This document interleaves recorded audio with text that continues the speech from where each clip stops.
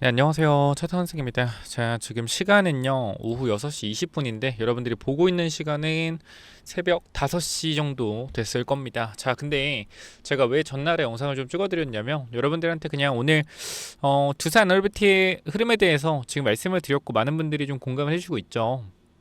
지금 보시면은 지금도 계속 타고 있긴 한데 이렇게 아까 3시쯤에 올렸던 영상이 이렇게 좀 조회수랑 이제 구독자분들이 많이 붙어서 보고 계신데, 일단 제가 좀 말씀드리고 싶은 부분들이 뭐냐면 오늘 구간에서는 약간 우리가 좀 어떻게 대응하면 좋을지, 그러니까 빠졌을 때 어떻게 대응하면 좋고 만약에 돌파했을 때 어떻게 대응하면 좋을지 요거를 좀 설명드릴 거니까, 오늘 흐름들이 어떻게 움직일지 모르겠어요. 지금 NXT에서 좀 빠지고 있는데 내일 구간에서 어떻게 움직일지 모르겠으나 올라갈 때 어떻게, 내려갈 때 어떻게 대응에 대한 부분들 좀 말씀을 드려보려고 하니까 영상 끝까지 시청해 주시고 한 10분 내로 끊을 거니까요, 영상 집중해서 들어주세요.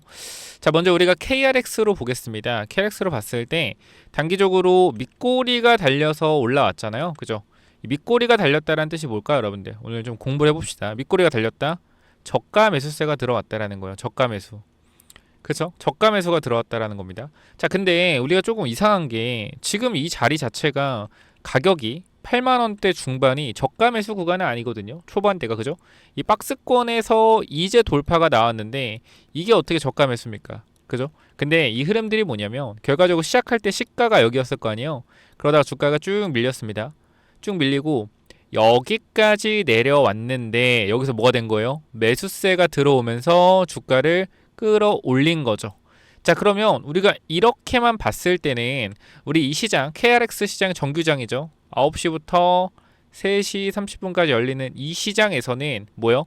매수세가 강하게 들어왔다라는 거예요. 그죠? 결과적으로 종가까지 봤을 때 밑에서 82,500원 구간에서는 매수해야겠다라는 매수세가 들어온 거죠. 그럼 우리는 이렇게 생각해 볼 수 있어요. 아, 결과적으로 지금 이 구간, 이 82,000원 구간은 지금 두산 에너비티가 저가 구간으로 작용이 되는 거구나. 그럼 이 구간이 깨지면 돼요, 안 돼요? 안 되겠죠. 왜? 사람들이 보는 저가 구간이 어디니까? 이 82,000원 구간이니까. 근데 왜 이 사람들이 여기를 저가 구간으로 봤는지 보니까 이 구간에 뭐가 있어요? 단기적인 지지에 대한 부분들이 나와 있죠. 그렇죠?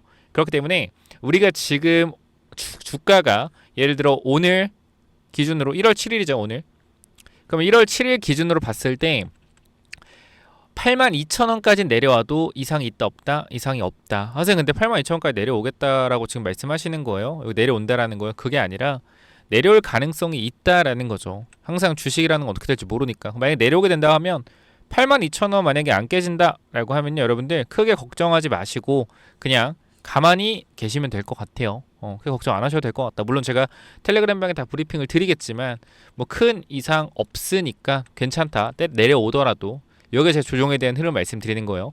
자, 근데 만약에 82,000원 구간을 깼다라고 했을 때도 크게 또 이상이 없는 게 뭐냐면, 지금 우리가 매매 동향을 잠깐만 보면, 자, 어때요? 어제는 개인 투자자가 많이 매수를 했는데, 매일 많이 매도하고 외국인이 많이 샀는데 오늘 외국인이 좀 매도를 했습니다. 그럼 누가 갖고 왔어요? 투신이나 연기금이나 사모펀드에서 물량들을 좀 가져갔습니다. 그죠? 그러니까 아무래도 좀 물량을 사놓으려는 흐름들이 나왔다라는 거죠. 그래서 일단 외국인은 오늘 조금 매도세였어요. 근데 외국인들이 조금 양아친 게 뭐냐면, 제가 봤을 때는 오늘 프로그램 매도가 두산 에너비티가 마이너스 350, 마이너스 거의 500억까지 들어갔거든요. 500억까지. 근데 장중에 프로그램 매수가 계속 들어오면서 여기 마이너스 60억까지 만들었어요. 결과적으로 뭐요? 저가 매수가 들어오면서 다시 주가를 올려놨다라는 겁니다.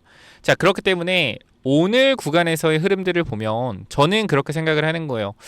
아, 이 외국인들이 결과적으로 이게 매수하는 것들이 주가를 올리려고 매수한다기보다는 대차나 공매도에 대한 부분을 친 거를 좀 갚는 흐름인 것 같다라고도 좀 보여져요. 그래서 우리가 대차 잔고를 잠깐 보게 되면, 자, 두산의 대차 잔고가 어떻죠, 여러분들? 지금 굉장히 많았죠, 그죠? 보면은 최근에 1,600만 주에서부터 2,200만 주까지 거의 잔고가 한 600만 주 정도의 대차가 늘어났죠. 그 대차가 많이 늘어난 구간이 요 구간이요. 7만 원대. 요때도 많이 늘어났죠. 7만 원대. 그죠? 그러면 지금 구간에서 얘네들 같은 경우는 자, 정확하게 많이 늘어난 구간들을 보면은 79,000원. 그러니까 7만 원대 초반의 대차가 좀 많아요. 그죠? 요 구간. 요 구간의 대차가 굉장히 많습니다. 근데 어제 주가가 급등이 나오면서 뭐 하는 거예요?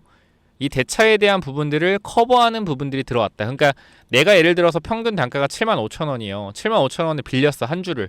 근데 주가가 7만 원이 되면은 내가 주당 5,000원을 이득 볼 수 있잖아요. 한 주에 75,000원에 빌렸는데 주가가 7만 원 되면 한 주당 5,000원의 이득을 보잖아요. 근데 주가가 이렇게 8만 원 위로 올라가면 그죠? 만약에 주가 지금 이 기준으로 봤을 때 나는 주당 11,000원이 손실인 거예요, 손실. 그죠? 또 이렇게 볼 수가 있습니다. 11,000원의 손실이죠.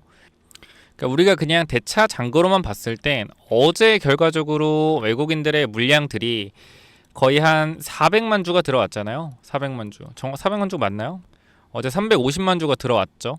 그러면 결과적으로 봤을 때는 어제 주가가 시가가 어디지? 여기 7만 원 중반대부터 8만 원 초반까지 올랐으니까 거의 물량이 많이 쌓였던 구간대가 7만 원 중반, 8만 원, 7만 원 중후반일 거지 않습니까? 7만 원 중후반, 그죠? 7만 원 중후반. 그러면 이 대차가 결과적으로 공매도라고 생각했을 때 7만 원 중후반. 요쪽에서 많은 물량들의 커버가 좀 일어났다로 보시면 될 것 같아요. 근데 거래량도 보면은 물량이 많이 들어오긴 했죠. 이 구간에서 많이 들어왔고, 그다음에 이 위쪽에서도 물량이 계속 들어왔어요. 여기 위에서 물량이 들어왔고, 그러니까 주당 한 3,000원 내지 4,000원 정도 손실을 좀 봤다. 공매도 애들이 이렇게 볼 수 있을 것 같은데 아직도 물량들이 남아 있기 때문에 주가를 끌어내리려고는 계속적으로 시도를 할 겁니다. 그래서 오늘 구간도 사실 이게 주가를 끌어내리는 흐름들이 있었으나 반발 매수세에 대한 부분들이 들어왔다라고 판단이 돼요. 그쵸? 여기 보면은 시작하자마자 강하게 물론 매물대였던 것도 있지만 제가 말씀드렸던 87,000원 매물대인 것도 있죠. 그러니까 보시면은 오늘 5분봉 이렇게 봤을 때 제가 87,000원, 88,000원 구간 계속적으로 말씀드렸던 매물대잖아요. 그죠? 앞전 구간에 물려있던 사람들. 그러니까 이 구간에서 강하게 주가가 어떻게? 눌렸던 이유는 물려있던 사람들의 매도 물량도 있지만 제가 봤을 때 뭐다? 결과적으로 공매도 애들도 한 번 더 누르면서 투매를 유발시켰다. 근데 이게 주가가 내려가지 않고 뭐가 나왔다라는 거예요? 반발 매수세가 들어왔다라는 거예요. 그러면 여기서부터 봤을 때 일단은 두산은 눌렀을 때 뭐야? 눌렀을 때 눌리는 종목이에요. 원래는 눌리는 종목이다. 근데 뭐요? 눌리지가 않고 반등이 나왔죠. 자, 그렇다라는 것은 이게 분명히 강력한 매수세가 분명 있었다라는 거거든요. 근데 매수세의 주체가 누구냐라고 했을 때 보이지가 않아요. 그죠? 보이지가 않아요. 매수세 주체가. 근데 저는 오늘 제가 봤을 땐 개인 투자자들이 조금 손바뀜이 있었을 거라고 생각하거든요. 왜냐면 이거밖에 안 팔았을 거라고 생각하지 않아요. 오늘 구간에서. 왜냐면 오늘 이쪽 구간 있죠. 여기 물려있던 사람들이 많았을 거고 추가 매수했다면 평단가 근처인 사람들이 많았을 텐데 평단 주고 빠졌을 때 이 정도밖에 안 팔았다. 그럼 저는 이 흐름 자체가 개인 투자자랑 여기서 외국인들이 공매도 세력들이 끌어내리는 흐름들은 분명히 있었다. 그러나 여기서 신규 개인 투자자가 많이 들어온 것 같아요. 신규 개인 투자자 많이 들어온 것 같다. 여기서. 그러니까 약간 손바뀜이 있다라고 느껴져요. 개인 투자자들 손바뀜. 그래서 저는 좀 이렇게 말씀을 좀 드릴 수 있을 것 같아요. 추가적인 상승이나 이런 부분들은 물론 당연히 지켜봐야겠지만 우리가 87,000원에 대한 계속적인 시도는 할 것이라고 생각합니다. 시도는 할 것이라고 생각을 하고 아까 말씀드렸던 지지선에 대한 부분들 여기죠. 이 구간에서 앞전 구간의 매물대를 소화하는 움직임 계속적으로 나와줄 것 같고 밑에 구간에서는 반발 매수에 대한 부분들이 계속 들어올 것 같아요. 근데 이 전제 조건에 대한 부분들은 증시가 꺾이지 않는다라는 가정하에입니다. 증시가 꺾이지 않는다는 가정하에 결국 증시가 살아있는 한 개인들의 매수세는 계속 들어올 거라고 생각을 합니다. 왜? 개인 투자가 굉장히 두산업이티도 좋아하는 종목이기도 하고요. 그래서 저는 사실 지금 두산 얘기를 하고 있지만 삼성전자의 흐름을 같이 봐야 된다고 생각을 해요. 삼성전자가 전 좀 과하다라고 생각을 하거든요. 솔직하게 이 정도까지 주가가 저는 올라간다고 계속 말씀을 드렸지만 이렇게까지 올라갈 만한 이슈가 맞나라는 생각을 솔직하게 해요. 그러니까 단기적으로 말씀이죠. 그래서 일단 삼성전자 실적 발표가 앞두고 있고 이 구간에서 14만 원에 대한 부분들은 제 생각으로는 실적이 어닝 서프라이즈가 나와줘야지 20조를 예상하는데 진짜 한 22조는 나와야지 좀 올라가지 않을까. 근데 이것 또한 주가가 단기적으로 많이 올랐기 때문에 재료 소멸에 대한 부분들로 이어질 수 있어요. 그러면 삼성전자를 지금 봤을 때 KRX로 갭든 자리가 얼마입니까? 12만 8천 원이잖아요. 이 구간까지는 우리가 조정에 대한 부분들을 열어줄 수 있다. 근데 삼성전자가 조정이 나왔을 때 두산이 급락이 나오는 게 아니라 두산이 아까 말씀드린 어디? 8만 2천 원. 이 구간을 만약에 지켜주는 흐름들이 계속적으로 나온다라고 했을 때는 뭐야? 두산은 갈 것이라는 거예요. 어디로? 위로 갈 것이다. 강하게 뚫어 올릴 것이다. 빠르게. 근데 만약에 삼성이 밀리면서 수급이 분산돼서 도는 게 아니라 그죠? 두산 쪽으로 또 매도세도 같이 나오면서 이 구간을 만약에 깨게 된다라고 했을 땐 과거 같은 흐름이죠. 이런 흐름들. 이렇게 좀 재미없는 그죠? 재미없는 여기서 이런 구간들을 예를 들어 보면은 여기를 뚫었잖아요. 이런 구간을 뚫었잖아. 박스권을 보이죠? 여기 박스권을 뚫으면서 이렇게 보여드릴까요? 이렇게 보면 되겠죠? 자, 여기 박스권을 뚫으면서 종가를 위에다 올려놨잖아요. 그럼 여기 매물대가 있는 구간들을 어떻게? 여기서 지켜줘야겠죠. 이렇게 돌리면서 지켜주면서 가야 되는 건데 만약에 우리가 봤던 82,000원 구간이 증시가 무너지면서 빠진다라고 하면 이렇게 조정이 다시 나왔다가 그러니까 이건 좀 강한 조정이긴 한데 이 정도까지는 아니고 이 정도까지는 아니고요. 조정 나온다라고 하면 그냥 뭐 이 정도 이렇게 눌렸다가 다시 가는 흐름 또 나올 수도 있다. 내용이 좀 어려워. 내가 좀 쉽게 설명해 줘야 되는데 죄송해요. 내용이 조금 심오하죠.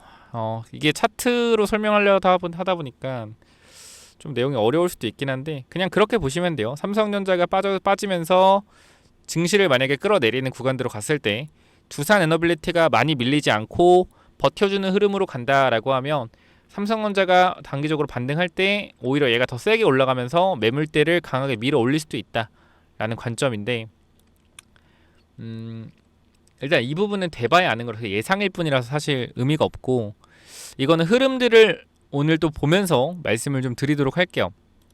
그렇기 때문에 단기적으로 현재 구간은 우리가 NXT로 봤을 때는 꼬리가 달렸다라는 건 결과적으로 어떤 말이죠? 꼬리가 달렸다라는 건 이 전고점 구간에 매물이 있었다.